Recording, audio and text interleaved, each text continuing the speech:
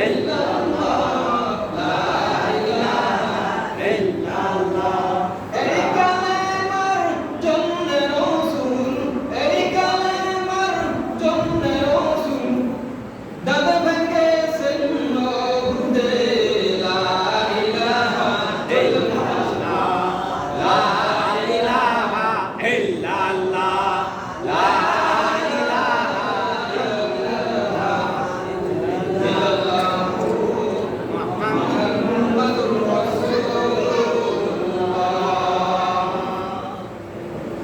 আল্লাহ পাকের দরবারে লাখ কোটি শুকরিয়া জানাই যে মহান রব্বুল আলামিন আপনাকে আমাকে নবীজির ভালোবাসায় নবীজির প্রেমে আল্লাহর ঘরে ইসলামিক জলসা এই মিলাদুন নবী ও সিরাতুন নবী উপলক্ষে আজকের আয়োজিত ইসলামিক জলসায় আপনাকে আমাকে হাজির করেন সেই মহান মালিকের দরবারে জোরে জোরে বলেন আলহামদুলিল্লাহ। আলহামদুলিল্লাহ। আসলে আম্মা জান আয়েশা সিদ্দিকা রাদিয়াল্লাহু তাআলার কাছে আনহার কাছে এক মহিলা জিজ্ঞেস করে ইয়া রাসূলুল্লাহ ইয়া হাবিবাল্লাহ, আম্মা জান আয়েশা সিদ্দিকা জিজ্ঞেস করে ইয়া রাসূলুল্লাহ ইয়া হাবিবাল্লাহ পরিচয় ব্যাপার কি, তিনি কি? আম্মা জান আয়েশা রাদিয়াল্লাহু তাআলা উত্তর দিলেন কানা কুলুল কুরআন, তোমরা কি কোরআন শরীফ পড়ো না? কারণ কোরআন শরীফ যেটা সেইটাই রাসূলের চরিত্র। জোরে বলেন সুবহানাল্লাহ। আমি যে আয়াত তেলাওয়াত করছি আমার পূর্ববর্তী বক্তা উনিও আয়াত তেলাওয়াত করছে এবং পরে সেও আয়াত তেলাওয়াত করবে, কারণ রাসূলকে পাঠাইছেন রহমত স্বরূপ। কারণ নবী করিম সাল্লাল্লাহু আলাইহি ওয়াসাল্লাম তিনি শুধু আমাদের নবী নয়, তিনি হিন্দু ধর্ম খ্রিস্টান একটা পিঁপড়া পর্যন্ত তার নবী। সুবহানাল্লাহ। এজন্য তিনি রহমতুল লিল আলামিন। আসলে আমরা একটা ভাগ করে ফেলেছি, সরসিনার যারা মনি, জর্মনায় যারা মনি, অনেক আছেন আটরশির মনি। আসলে মূল কিন্তু নবী এক, রাসূল এক, কোরআন এক। সুতরাং যেই যারা তরিকা করতে গেল আসলে মোহাম্মদ যখন রাসূলের কথা হবে তখন সেটাই আমার দেখতে হবে কার কথা, কোন রাসূলের কথা না আমার রাসূলের কথা হলে যে তরিকার কথা আমরা শুনতে পারি। সুবহানাল্লাহ। আটরশিয়ারা হাতে পেন তাদের জিকির শুনলে আমাদের ঘুরে যায় কি আল্লাহ যে দিন কাজী হবে জানুরাই জানুরাই হিসেব নিবে সেই দিন তোমায়, সেই দিন তোমাকে তোলাবে, সেই দিন তোমায় কে তোলাবে মুহাম্মদ রাসূল আখিরাতে পার করিবি মুসলিমাতের কুল। এই হলে তাদের অন্তরের মধ্যে দেখবেন একটা প্রশান্তি আসে। আমার জন্মনাই আল্লাহ তাআলা তাদের অন্তরে যখন ওই রকম বয়ান হয় তখন তাদের মধ্যে শান্তি লাগে।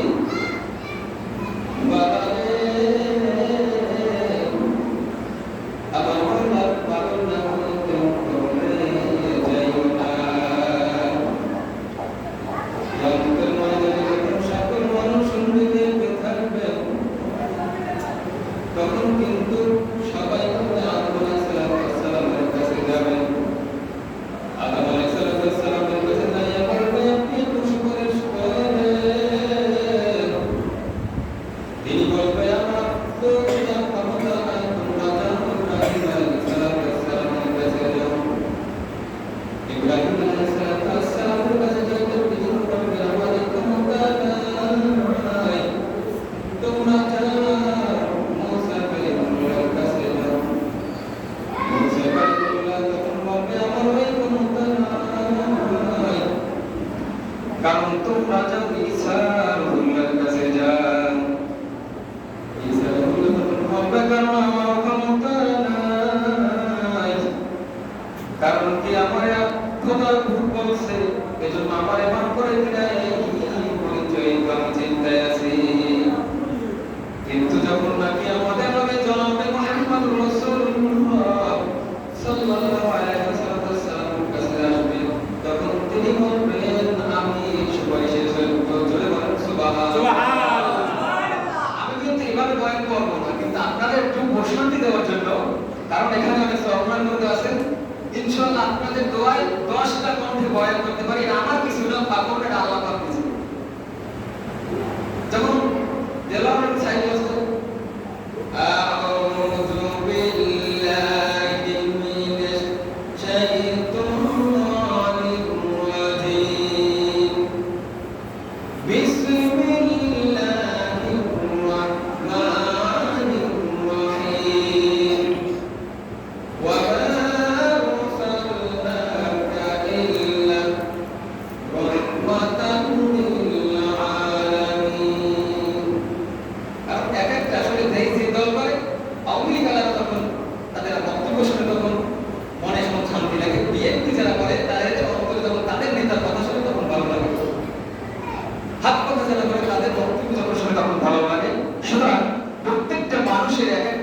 ভক্তের ভিতরে একটা ভালোবাসা স্থান নিয়েছে। কিন্তু সকল ভালোবাসার মূল হচ্ছে আগে রাখতে হবে রাসূলের ভালোবাসা।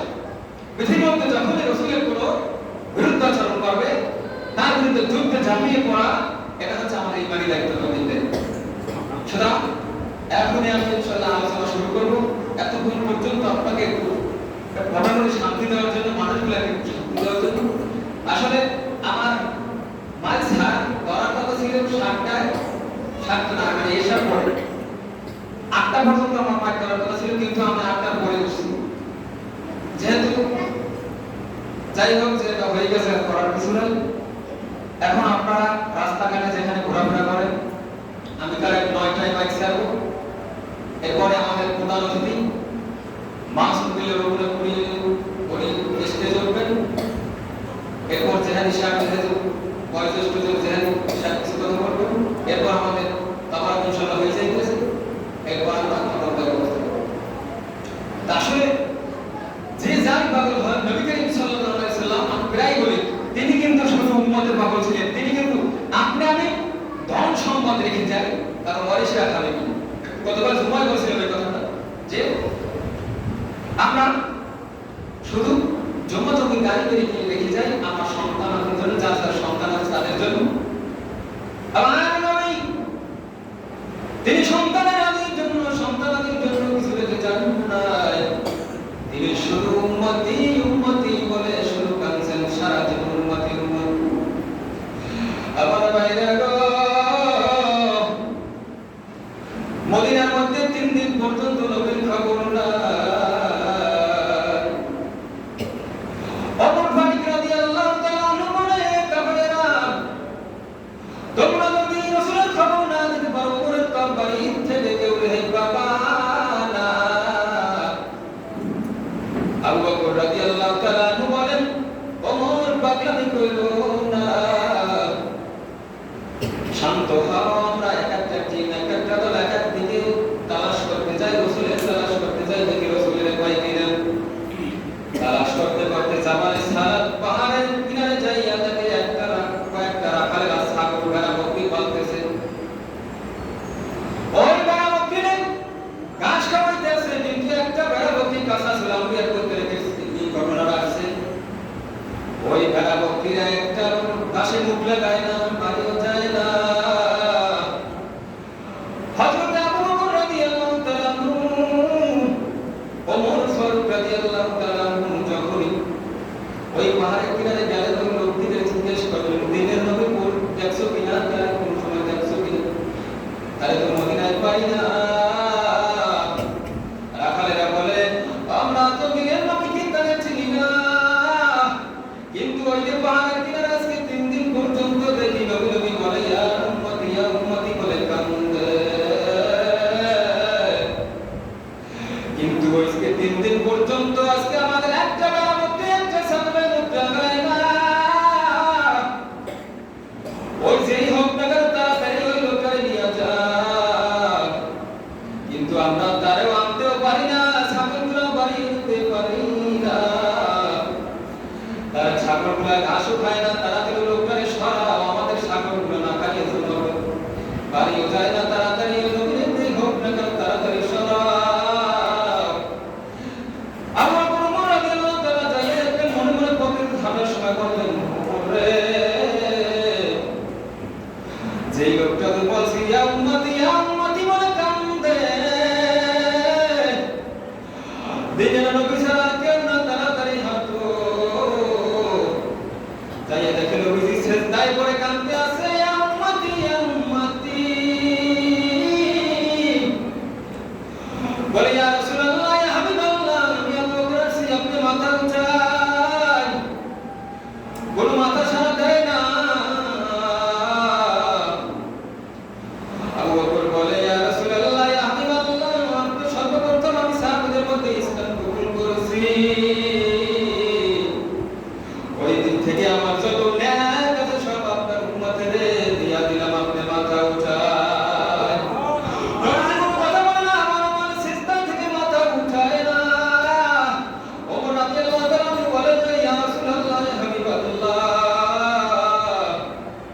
26 বছর বয়সে আমি যেই নবীকে হত্যা করতে রওনা দিছিলাম, ওই নবীজির নুরানি চেহারা দেখে যে আমার মুসলমান হইয়া গেল, ওই আমারে 26 বছর থেকে আজ পর্যন্ত সমস্ত উমরের নেকিগুলো আপনার উম্মতের জন্য দিয়া দিলাম।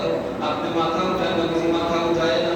এরপর বললেন, উমরে বললেন, আবু বকর রাদিয়াল্লাহু তাআলা উমর চলো চলো আলী রাদিয়াল্লাহু তাআলার কাছে যাই। আলী রাদিয়াল্লাহু তাআলার কাছে যাই বললেন, আলী রাদিয়াল্লাহু তাআলা সহ উমর রাদিয়াল্লাহু তাআলা, আবু বকর সিদ্দিক রাদিয়াল্লাহু তাআলা যখন ফাতেমার হুজুরের কাছে ঠোপাই ঠোপাই কান্দে, ফাতেমা রাদিয়াল্লাহু তাআলা দেখে কাঁদতে কাঁদতে আনলেন, তাদের কাছে এসে বললেন, বুঝেছি দিনের নবী বুঝি নাই, তোমরা কাঁদতে আসো, তখন কাঁদতে, ওমর কাঁদতে, আলীও কাঁদে, বুঝেছি দিনের নবী মনে হয় না। আলী রাদিয়াল্লাহু তাআলা বলে, না না, দিনের নবীর খবর পাওয়া গেছে, সন্ধান পাওয়া গেছে। আবু বকর রাদিয়াল্লাহু তাআলা ফিরে আসছে, ওমর রাদিয়াল্লাহু তাআলা ফিরে আসছে, আসে না, তুমি না গেলে তোমার পরিচয় সন্তান সন্ততি হাসান এবং হুসাইন রাদিয়াল্লাহু তাআলার কাছে ডাক্তার দিলে আসবে না।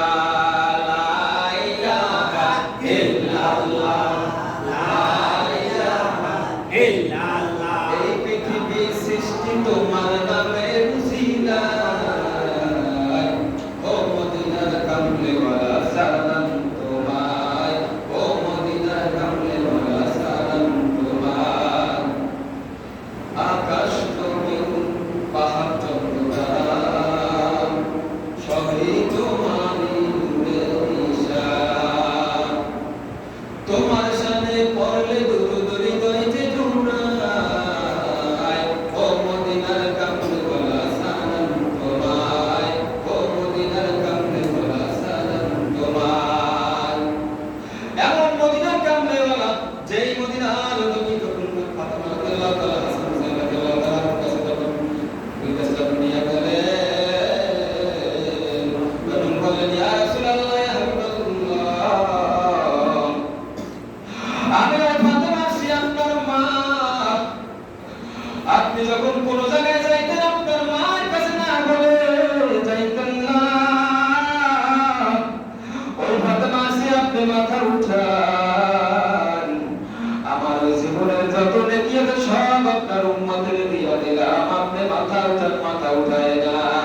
এবার আল্লাহর কাছে বললেন, রব্বুল আলামিন, এই আমার আব্বার উম্মতের জন্য আমার হাসান এবং হুসাইনকে কুরবানি করে দিলাম। আল্লাহ বলে, জিবরাইল রে, যাও যাও, এখন আর থাকা যায় না।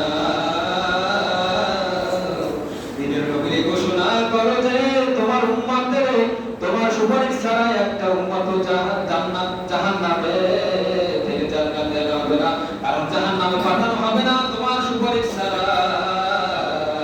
বলেন সুবহানাল্লাহ। মাথা উঠাইলেন, ফাতেমাকে বললেন, ফাতেমা, আমি এই হুকুমটা, আল্লাহর এই হুকুমটা জিবরাইল নিয়ে আসবে, এই জন্য ওয়েট করতেছিলাম, অপেক্ষা করতেছিলাম। এই যখন হুকুমটা পাইলাম, তখন মাথা উঠাইছি। সুবহানাল্লাহ। সাল্লাল্লাহু আলা মুহাম্মাদ, সাল্লাল্লাহু আলা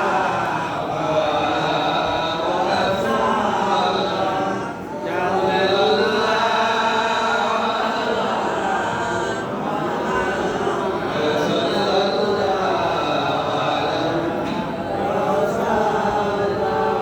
ওহে নবীর আশিকান, দরুদ পড়ো দিয়া মন, হায়াত থাকিতে প্রভু ভুলো নাই নাম, সাল্লাল্লাহু আলা মুহাম্মাদ, সাল্লাল্লাহু আলা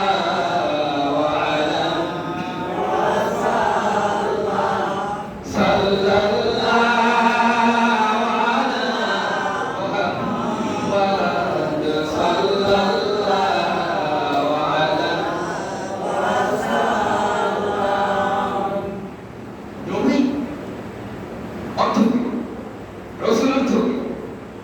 নবী এবং রাসূল লক্ষ্য করে শুনবেন, খালি সুর দিলেই না, কথাও শুনতে হবে।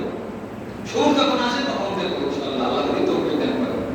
কিন্তু মূল হচ্ছে কথাগুলো শুনতে হবে। কারণ মনে রাখবেন যে সকল রাসূলই নবী, কিন্তু সকল নবী রাসূল না। 1 লাখ কি 2 লাখ অথবা অসংখ্য নবী রাসূল আল্লাহ রাব্বুল আলামিন পৃথিবীতে প্রেরণ করেছেন। এর ভিতরে মাত্র 313 অথবা 315 জন রাসূল। রাসূল মানে কি আসমানি কিতাব পাইছে, আর নবীর আসমানি কিতাব পায় না। তার উদাহরণ, সংসদে যাবেন 300 কি 350 সবাই এমপি, সবাই কিন্তু মন্ত্রী না, মন্ত্রণালয়ের দায়িত্ব পায় না। স্পেশাল 27 29 অথবা বাকি হতে পারে মন্ত্রণালয়ের দায়িত্ব দিয়েছে, মন্ত্রিত্ব দিয়েছে। আল্লাহ রাব্বুল আলামিন সকল নবীদেরকে ডাক দেয়া সবাইকে নিয়ে সকল নবীদেরকে আসমানি গ্রন্থ দিয়েছেন। আর এই শেষ নবীর কাছে সরাসরি জিবরাইল তার কাছে নিয়ে এসেছেন। জয় বলেন সুবহানাল্লাহ। সকল সবাইকে দাওয়াত দিয়েছে, আর জিবরাইল অটোমেটিক আইছে। তার দাম কেন বেশি? সর্বশ্রেষ্ঠ নবী, সকলের নবী, কারণ রাহমাতুল লিল আলামিন, সকলের নবী, কারণ শ্রেষ্ঠ পাঠিয়েছেন, বানাই রাখছেন, আগে তৈরি করেছেন আল্লাহ আগে, সবাই শিখে পাঠাইছেন। কারণ সকল নবীরা পর্যন্ত এই নবীর উম্মত হয়েছে। নবী শব্দের অর্থ হচ্ছে নাবা উৎপীড়িত, নাবা শব্দ উৎপীড়িত, এর অর্থ হচ্ছে আল্লাহ উপদেশ, রিসালাত, নবীর কাজ।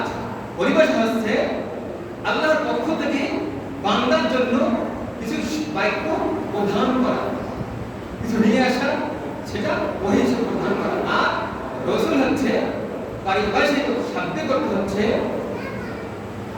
দূত পাঠানো, পয়গম পাঠানো। আর পরিভাষায় বলা হয় যে আল্লাহর পক্ষ থেকে আসমানি ঘেরামুক্ত নিয়ে আসা এবং ওই ঘেরামুক্তর দিকে মানুষদেরকে ডাকা। জয় বলেন সুবহানাল্লাহ। সূরা ইব্রাহিমের ভিতরে 2 নম্বর আয়াতের প্রথম অংশে বলা হয়েছে, আল্লাহ রাব্বুল আলামিন ঘোষণা করেছেন, কিতাবুন আনজালনাহু ইলাইকা লিতুখরিজান নাসা মিনাজ জুলুমাতি ইলান নূর। সুবহানাল্লাহু আকবার। নবীকে স্পেশাল দায়িত্ব দিয়েছেন, নবীকে স্পেশাল কিছু মর্যাদার রহস্য পাঠাইছেন। কারণ রাসূল প্রেরণ কেন করলেন, রহস্য আছে না নাই?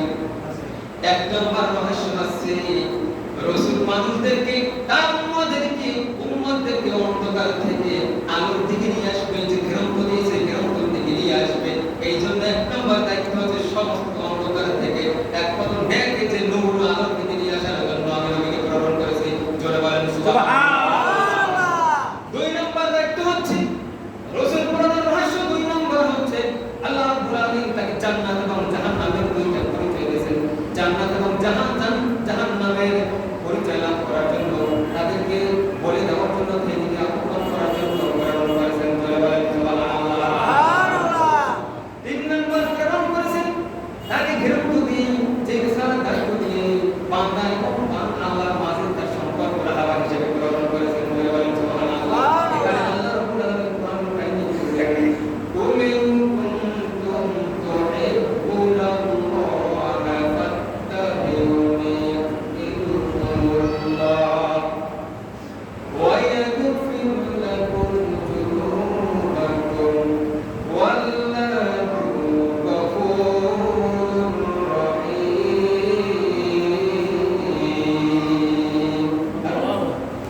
3 নম্বর রহস্য হচ্ছে, রাসূল প্রেরণের রহস্য হচ্ছে, 3 নম্বর রহস্য হচ্ছে যে আল্লাহ এবং বান্দার মাঝে মহব্বত তৈরি রাখা হিসেবে সম্পর্ক স্থাপন করে দেওয়া। সুবহানাল্লাহ। 4 নম্বর দায়িত্ব হচ্ছে সমস্ত কিছুর জন্য শান্তি হিসেবে পাইছে আল্লাহ প্রভু পেয়েছে। রাহমাতুল লিল আলামিন। এই আয়াতে শুরু করেছিলাম আলোচনা।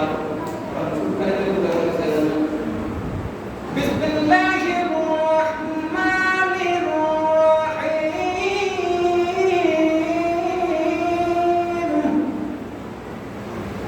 ওয়া মা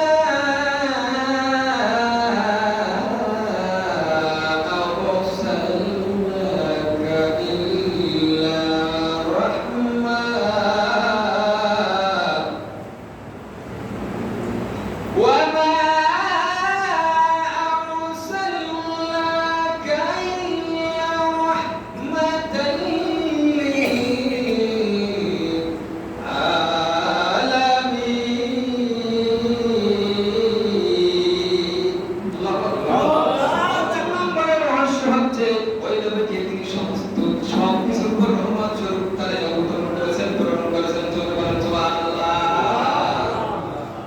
ষষ্ঠ নম্বরে দায়িত্ব হচ্ছে যে তিনি আল্লাহর পক্ষ থেকে যে আসমানি গ্রন্থ নিয়ে আসছেন সেই তার ভিতরে চারটা দায়িত্ব দিয়েছেন। আল্লাহ রাব্বুল আলামিন কোরআনুল কারীমের ভিতরে বলেছেন, সূরাতুল বাকারার 129 নম্বর আয়াতে ভিতরে বলেছেন, রব্বানা ওয়াবআস ফীহিম রাসূলান মিনহুম ইয়াতলু আলাইহিম আয়াতিকা ওয়া ইউআল্লিমুহুমুল কিতাবা ওয়াল হিকমা ওয়া ইউযাক্কিহিম ইন্নাকা আনতাল আজিজুল হাকীম। সুবহানাল্লাহ। রাসূলকে সপ্তম নম্বরের দায়িত্ব দিয়েছেন, কারণ কি তিনি হচ্ছেন ইব্রাহিম আলাইহিস সালাম আর ইসমাঈল আলাইহিস সালাম যখন মেরামত করলেন, বাইতুল্লাহ মেরামত করলেন, তখন দোয়া করলেন আল্লাহর কাছে যে রব্বুল আলামিন আমাদের বংশে একজন রাসূল পাঠান। রব্বনা, হে প্রভু, ওয়াবআস, পূরণ করেন বা পাঠান, ফীহিম, তাদের মধ্যে রাসূলান, একজন রাসূল।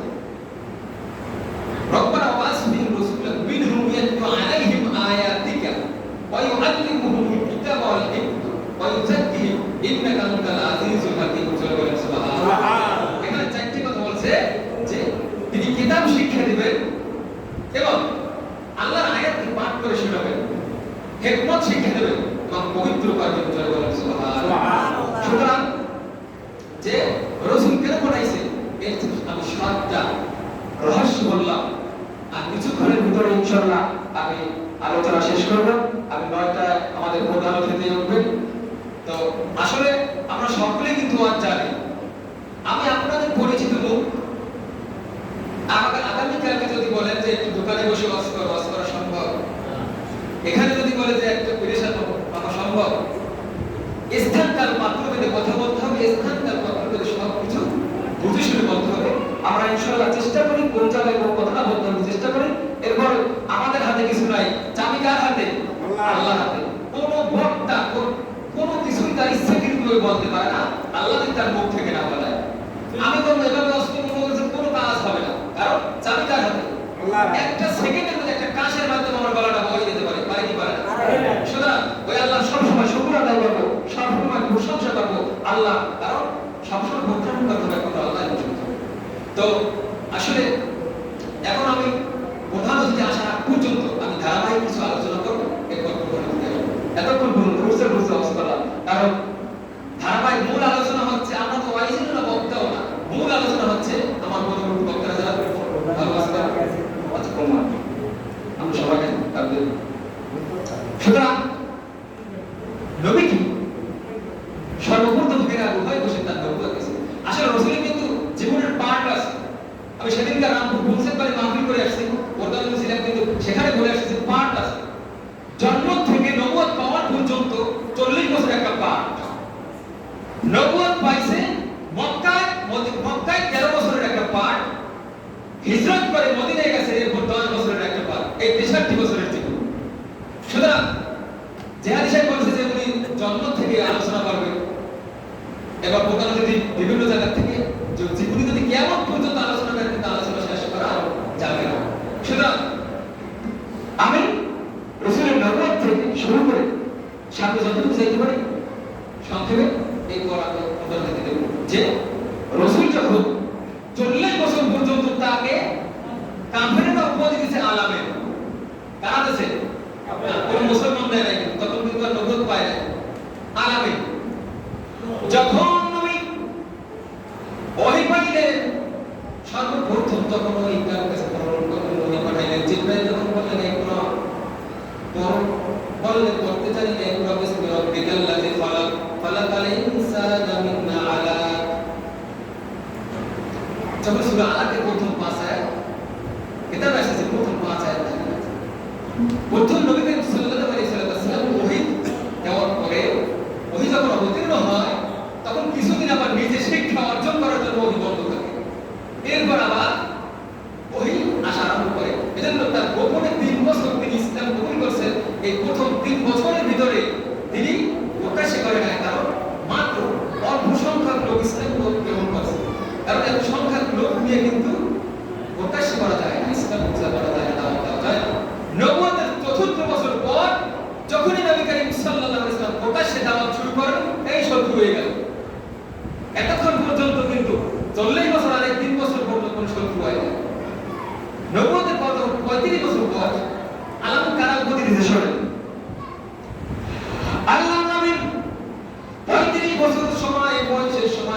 বাইতুল্লাহ মেরামত করবেন, সকলেই মেরামত করার জন্য নেকের কাজ মনে করলেন। প্রত্যেক গোত্র থেকে সকলে আসলেন বাইতুল্লাহ মেরামত করতে করতে। যখন সব করা হলো, একটা বাড়ি ছিল বাকি ছিল, যেটা হাজরে আসওয়াদ পাথরটা স্থাপন করবে। এই হাজরে আসওয়াদ পাথরটাকে স্থাপন করাবে সকলে পূর্বের কাজ মনে করলেন, নেকের কাজ মনে করলেন।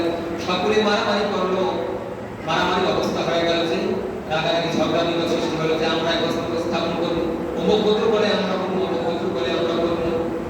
কিন্তু সবাই ধরো ভাঙাতে লোক মরবে না, মুতাবেয়ারা প্রস্তাব করলো যে না, সর্বপ্রথম যে কাবা করে ঢুকবে, বাইতুল্লাহ ঢুকবে আগামীকাল, সেই যে সিদ্ধান্ত নেই, ওই সিদ্ধান্তটাই মানা হবে বলে বলেন সুবহানাল্লাহ। আমার ভাই আমার বন্ধুরা,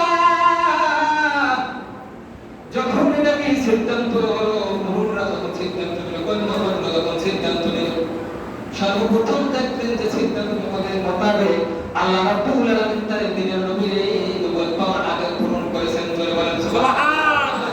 বাইতুল্লাহ ঢুকাইতেছেন, সবাই আগে যায় যে আল্লাহ রাসূলের আগে প্রবেশ করছে, যে না, তখন কিন্তু নবুয়ত পায় না, রাসূল পায় যে ইনি যে সিদ্ধান্ত দেয়, সিদ্ধান্ত আমরা মানব। ওই সিদ্ধান্ত দিলে একটা চাঁদের উপরে হাজরে আসওয়াদ পাথরটাকে উঠাইলেন। এরপর প্রত্যেক গোত্র এক একটা কোণা ধরো, এক একটা কোণা ধরে তখন রাসূলের নিজের হাত দিয়ে বাইতুল্লাহ হাজরে আসওয়াদ পাথরটা স্থাপন করলেন বলে বলেন সুবহানাল্লাহ।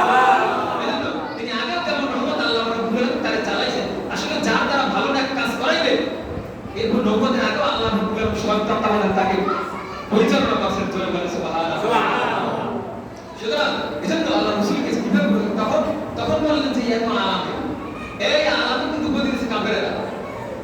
যখনই দ্বীনের দাওয়াত দিলেন, চতুর্থ বছর যখন দ্বীনের দাওয়াত দিলেন, আবু বকর আবু তালেব তখনও জীবিত ছিলেন। কিছু কিছু নবীর সঙ্গে ছিলেন যে তারা ইসলাম কবুল করে না, কিন্তু রাসূলের কথা মোতাবেক চলছে, রাসূলের কথার বিরুদ্ধে যায় না।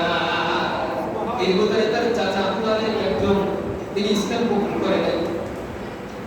যখন প্রচার করা শুরু করলো, তখন আবু তালেবের কাছে যাই বলে যে মুহাম্মদকে নিষেধ করো।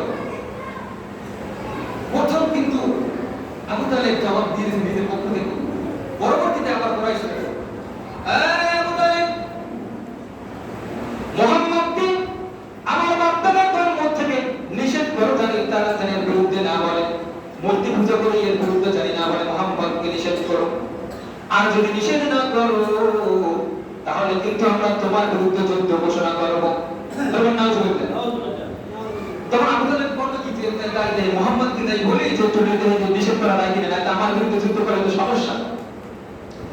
আবু তালেব তাই বললেন মুহাম্মদ, কাফেররা কুরাইশের সাথে এই অবস্থা করলো, দিনের নবী মানব নবী উত্তর দিলেন যে চাচা গো, কুরাইশরা যদি আমার ডান হাতে চন্দ্রটাও এনে দেয়, আর যদি বাম হাতে, যদি ডান হাতে যদি সূর্যটা এনে দেয়, বাম হাতে যদি চন্দ্রটা এনে দেয়, তবু আমি যে আল্লাহ রাব্বুল আলামিনের দ্বীনের দাওয়াত থেকে এক বিন্দু পরিমাণ সরে যাব না। ধরে বলেন সুবহানাল্লাহ। কারণ এক সময় আল্লাহ রাব্বুল আলামিন এরপরও কিন্তু তার মক্কার জীবনে অশান্তি ছিল, প্রকাশে দেওয়া শুরু করেছে।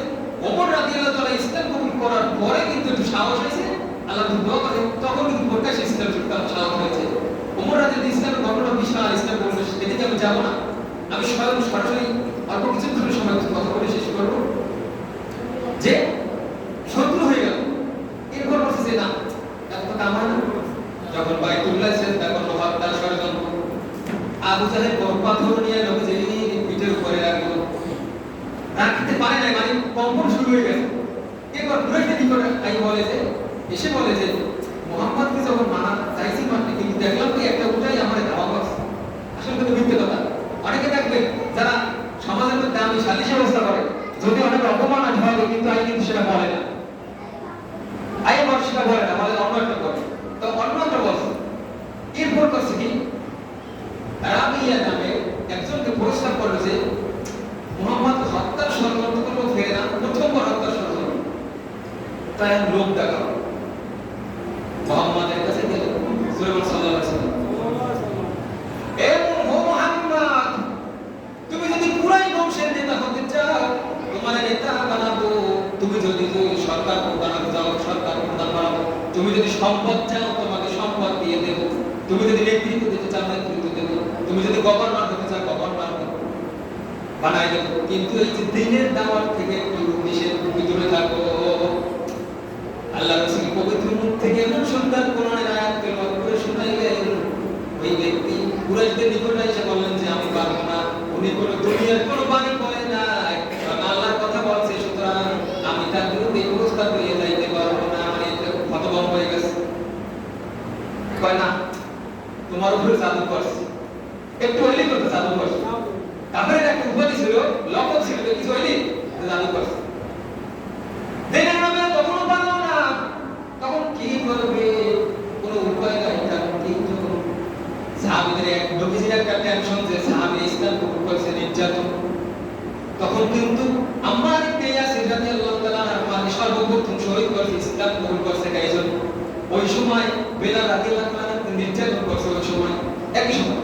এরপর সিদ্ধান্ত দিল আল্লাহ রাসূল কিছু লোককে হাবশায়, আবিসিনিয়া পাচ্ছে, হাবশায় পাঠাইলেন হিজরতের জন্য। প্রথম হিজরত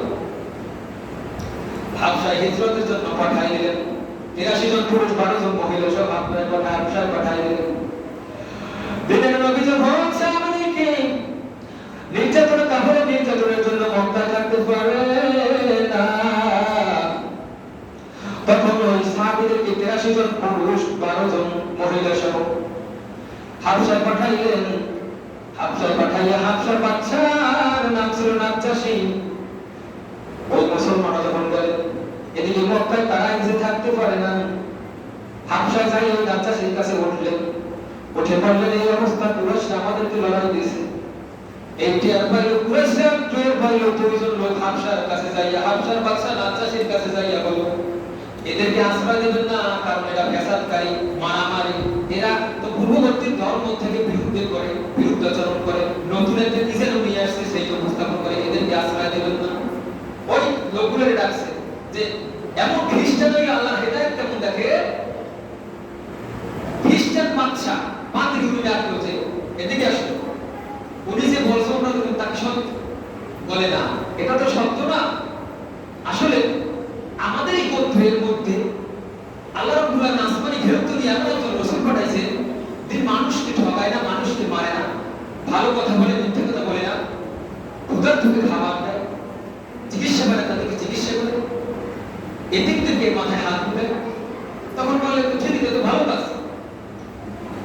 তখন ওই ২ জন কিন্তু বিশাল বিরোধ করে তাকে মন্ত্রীর বা এমপির বাসায় গেলে সবচাইতে দামিও জিনিসপত্র, মালামাল, খাওয়ার মতো কিন্তু নিয়ে যায়। ওই বাদশার কাছে আইছে মূল্যবান জিনিস নিয়ে, ওদিনের কাছে যখন সামনে দিল, ওইগুলো বাদশা ধরে না, রকম রাখছে। যখন তাদের ৮৩ জন মুসলমানের কথা মতান্তরে বেশি হতে পারে, যখন এই কথাগুলো শুনল, তখন ওই ২ জনকে বলল তোমরা তো মিথ্যা বলছো, এদের কাজ কি সত্য? ওই মধ্যে একজনে বলে না, এবার ভাই না, পরবর্তীতে বল। আর একটা বুদ্ধি ঘুরাইছে, দেখেন ইংলিশ ক্যারেক্টার। এরপর আবার অন্য বুদ্ধি লয়ে আবার আইছে যে এরা কিন্তু আমাদের যে ধর্ম, ঈসা আলাইহিস সালাম যে ধর্ম পালন করে, এর কিন্তু বিরুদ্ধ করে। এবার আবার ডাকছে যে এই যে বললো সব পায় না, তার তোমাদের ধর্মের কাছে ওই বল। তখন যখন বলছে নবীজি, তখন তিনিও ডাক দিছে, দাওয়াত দিছে একমাত্র ইসলামের জন্য। সকল নবীরাই কিন্তু দাওয়াত দিয়েছে, মূল দাওয়াত ছিল আল্লাহর দিকে আহ্বান। তখন এগুলো শুনে তখন বলে ঠিকই তো ভালো কথা। তখন মানে সরাসরি জাফর বিন আবু তালেবের কাছে নেতৃত্ব দিয়েছে, জাফর বিন আবু তালেব ওনার কাছে হাতে হাত দিয়ে ইসলাম কবুল করে, লা ইলাহা ইল্লাল্লাহু মুহাম্মাদুর রাসূলুল্লাহ সাল্লাল্লাহু আলাইহি ওয়াসাল্লাম। এরপর মক্কার যুবতীর উপর কষ্টে যাইতে এরপর কি করবে, একটা দল তাইফের হিজরত করবে। তাইফের মধ্যে একটা গোত্র ছিল সকিফ গোত্র। রাসূলুল্লাহ চিন্তা করলেন যে আমারও তখন নির্যাতন করে মক্কার কুরাইশ, তখন দেখি ওই সকিফ গোত্ররাই ওখানে দাওয়াত দেওয়া যায় কিনা। সকিফ গোত্ররাই দাও যখন তাইফে হিজরত করলেন, সর্বপ্রথম তাইফে যখন গেলেন দাওয়াতের জন্য, মক্কার স্থান তাইফে যাওয়ার পরে ১ মাস তাবলীগ করেন, একজনও দাওয়াত কবুল করল না।